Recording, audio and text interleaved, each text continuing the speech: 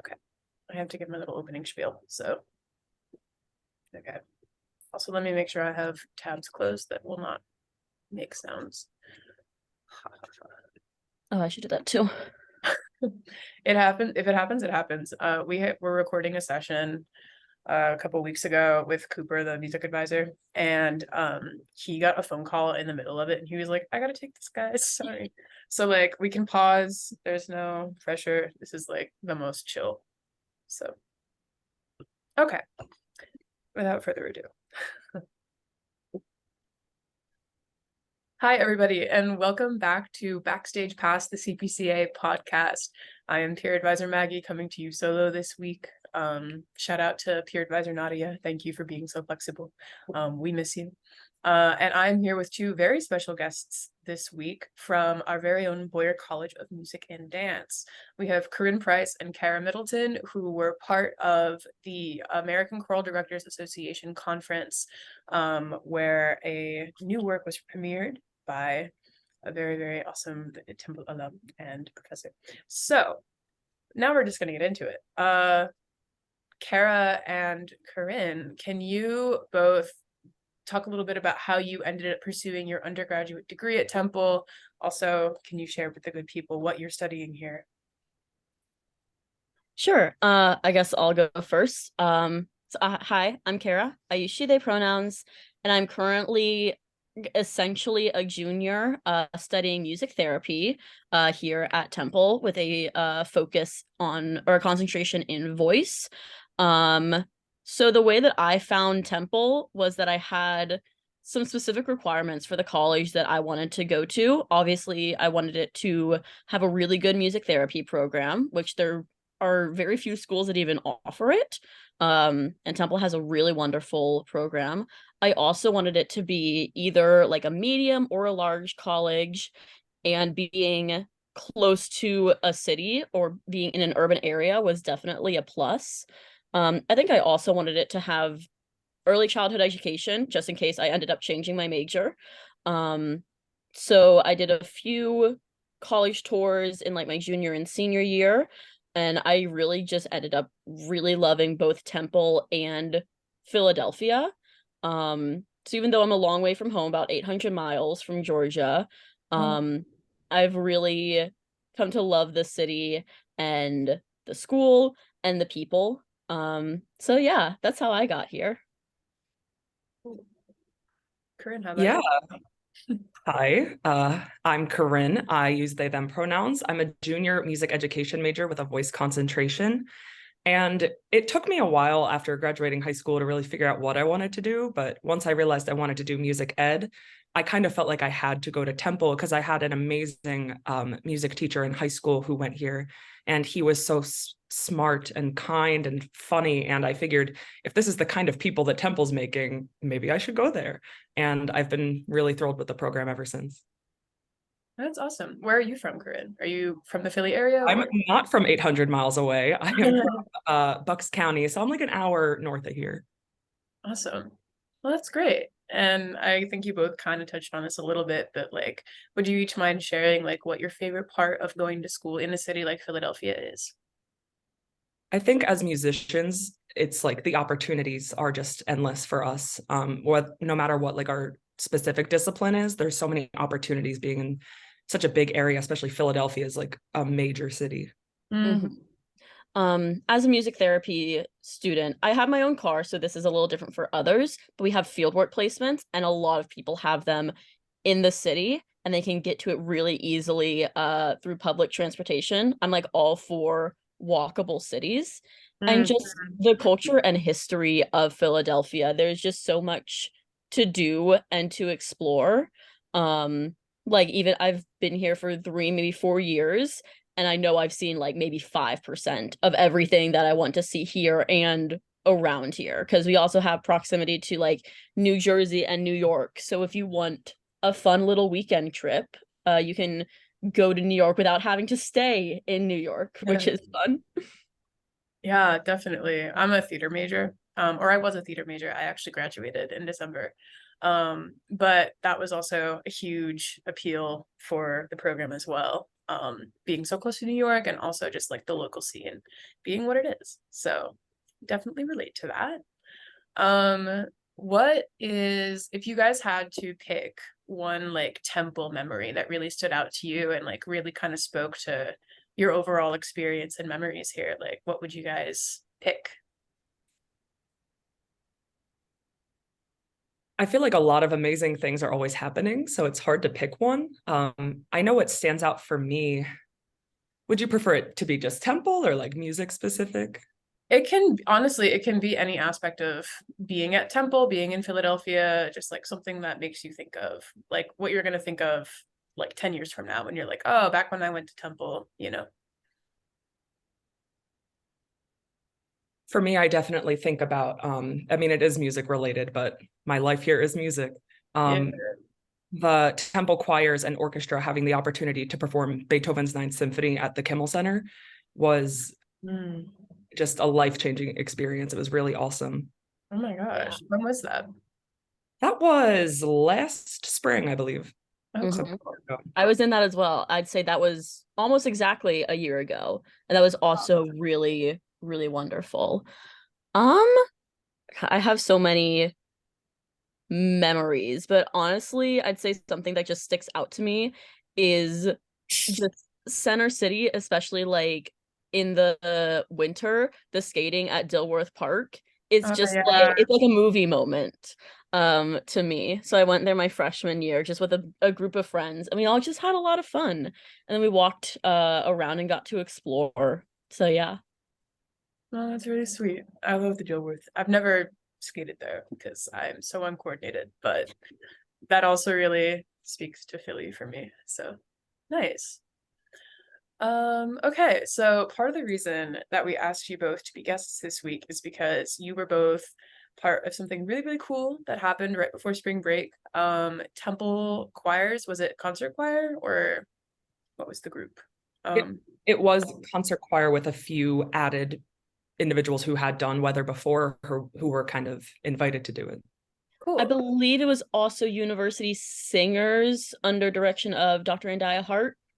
Oh, I think so. Because I was in that last spring and I'm pretty sure it was concert choir, university singers, and a few singing owls combined together. But correct me if I'm wrong.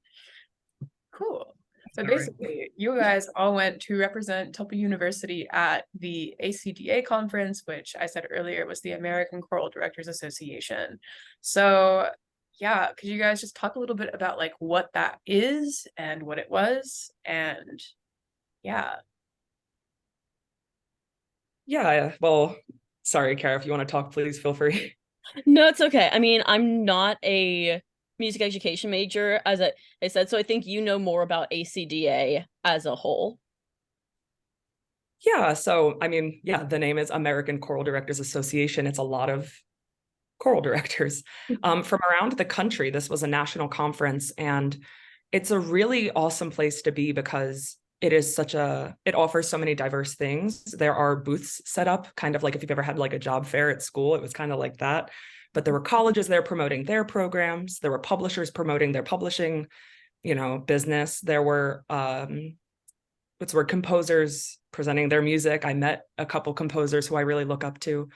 But throughout the day, there were also lectures and workshops on any topic. Like we were a part of Dr. Dilworth presenting weather, but there was also some about like trauma-informed teaching in the music classroom or, culturally responsive teaching. It's a really just all-encompassing kind of place to be. And it was a week long. That's awesome. Yeah, I was just gonna ask how long you guys were there, but that's really cool. Yeah, Kara, do you have anything to add? Um, Not really. Yeah, it's essentially a conference for choral directors and probably, there are also choral students there, mostly music education majors, music education students. And I'm pretty sure that it's like it can be from elementary school teachers to like college and doctorates. Um, yeah, like Corinne said, we were part of Dr. Dilworth's presentation. And I think they also had like concerts and other choirs, and there was like a conducting masterclass that one of the members from our choir was a conductor for. So essentially seems like a music education dream. Yeah, no, for sure. Did you guys take part in any of those workshops? And if you did, would you mind sharing a little bit about what it was? Yeah. I did not do any of the workshops, just because it didn't seem like any of them would fall into music therapy, but they did look interesting, and I did have friends that went to them, and said how wonderful they were. Yeah, I'm in the same boat. I didn't really have the time in between performances and logistical things to really go to any workshops. But some of them sounded so amazing. And again, I had friends too that went and really liked it. Wonderful. Cool. Yeah, and so you guys also have touched on that you guys were there kind of as a part of the presentation of a work by Dr. Dilworth. Could you tell us a little bit about the piece you guys were premiering at the conference? It's so hard to like just talk about it. There's so much to talk about. I mean, I don't want to like say everything, but it's hard to say everything. It's a piece that requires a lot of discussion. It is about essentially the unjust murdering of people of color in this country, particularly Black Americans, police violence, also the pandemic, and just the general unrest a lot of us are feeling in America, that just keeps building. And so Dr. Dilworth has taken a lot of social justice and musical concepts and blended them together in his like signature way. And there's a section in the middle too that is about, it's called the memorial, bringing out the names of victims of police violence, both men and women from around the country, some as recent as a couple weeks ago, some a couple years back. It's broken into different sections that all have different meanings, but you know, there's a lot to dive into. It's a really important piece, I think. As Corinne said, I see it as kind of both a remembrance and like an honoring of George Floyd specifically, as well as all the other Black and Brown Americans who have died by police brutality, as well as there's some who vigilante justice, like Ahmaud Arbery, and racist hate groups. Like they said, it's from a few weeks ago to, I don't remember the earliest person we had in this performance, but I know last year we had like Emmett Till, who I don't remember when he was murdered. I do know it was quite a long time ago. So yeah, it's very heavy. It's based on a poem by Claudia Rankine, who is a professor of poetry at Yale, with the same name, Weather. We really spent a lot of time talking about it and really dissecting this poem and dissecting the musical motifs. Like Dr. Dilworth would put together G and F, or have people jump from G to F, as a memorial to George Floyd, like a little Easter egg.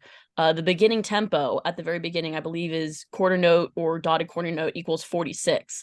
That's the age George Floyd was when he died. And just a multitude of other little things that you really have to recognize in the music, paired with discussion about what it is we're doing.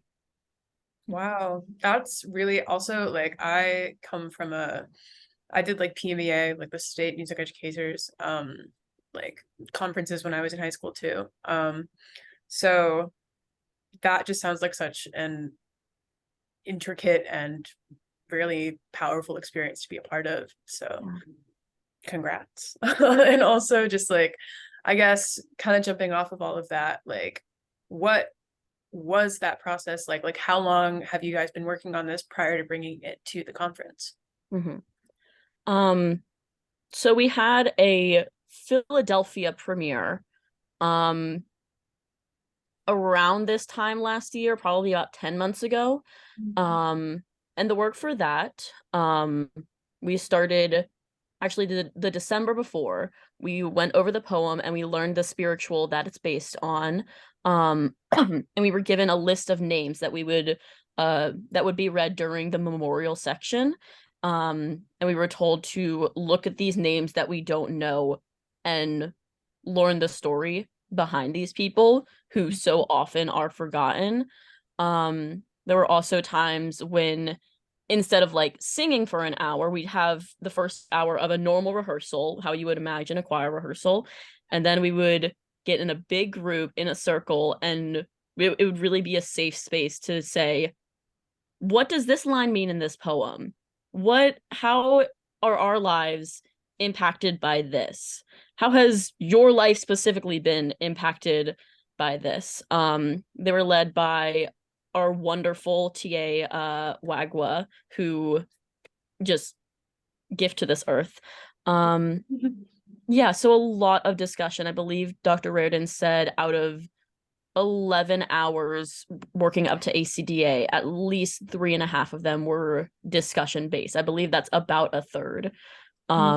It's compared to how an actor does their homework on a play or a musical that they're in, how us singers also had to really be reflexive onto ourselves. And I agree totally with everything you said. That's so spot on. It, especially like learning from what Wagwa has told us, it is so imperative that if you want to do this music, you take the time to discuss it, to research, to understand what you're talking about. And we talked a lot about how we kind of like did weather twice, because we premiered it last spring and now we're bringing it to ACDA this past spring, winter, whatever it is. When we first did weather, we just kind of jumped right into it. And I mean, we're trained collegiate musicians, like we can jump into music, but that's not what this is about. The music is phenomenal and should be given its praise, but you need to be prepared to prepare your choir for this, especially your students of color who might find this triggering or traumatizing. And it's not fair to just dive right in when some of the words are very explicit, to present that to them with no context and no grace. So it's something you have to really put time and effort into as a director and as a performer. Yeah, absolutely. Awesome. That is just really cool. As a music nerd, kind of a little bit. What an awesome experience. I'm so glad that you guys were able to do that and bring that good work to a national conference. Is there somewhere where the people at home could listen to this song? Like, is it on YouTube anywhere? Or do you guys know? Definitely, if you look up, the Boyer College YouTube page, Weather, there will be several live streams of it. It was a part of a larger concert, I believe, last spring, but these past few performances we've done are live streamed by themselves. You'll see it like Weather on the Boyer College page. We also had one Saturday that we were there from like noon to 8 p.m. ish, where we did like a professional recording of this was it with the full wind symphony or was it with reduced? Do you remember, Corinne? I believe it was with the full orchestration. Yeah. I don't remember when that's coming out. Don't remember where, but I can look it up. But it is being released, I think, by like Boyer College of Music and Dance like records, because we release things through that. So that's coming out, I believe, sometime in April, and none of us have heard it yet. So I'm really excited to be like, oh my God, I did that. Yeah. Awesome. Cool. Well, I'll try to find some kind of link to put in the description of this podcast because we put this on YouTube. But yeah, awesome. Okay, so we're almost through our time together. And this is a complete departure from the topic earlier. We like to end every episode of the CPCA podcast with a little temple this or that. So how this works is I'm going to set a timer for a minute, and I've got about 16 this or that questions that pertain to music, Philadelphia, and Temple University, and you just have to pick one or the other within the time span. All right. Yeah, y'all ready? Yeah. Yep. Okay, cool. I'm setting my little timer. All right. 3, 2, 1, start. Contemporary or classical? Contemporary. Classical. A cappella or with accompaniment? Accompaniment. Acapella. Oh, okay, work. Okay. Ritchie's or Saxby's? Richie's. Wishes. Nice. Fall semester or spring semester? Spring. Spring semester. Tea or coffee? Coffee. I can't say both. Coffee. Okay, all right. Hooter or Stella? Hooter. Stella. The Broad Street line or the Market Frankfurt line? Broad Street line. Broad Street line. Unison or harmony? Harmony. Harmony. Team Edward or Team Jacob? Team Edward. Team Jacob. Oh my gosh. Whoa. That was the fastest minute I've ever experienced. You guys made it through 9 out of 16, so not bad. Honestly, I think we've had one person this whole semester complete a full this or that range. Yeah. So yeah, well, thank you guys again for coming and chatting with us.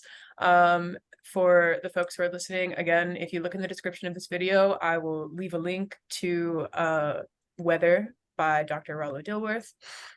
So you can go ahead and listen to that. And yeah, thank you guys so much for sharing about your awesome experiences. Thank you. Thank you. Yeah, bye.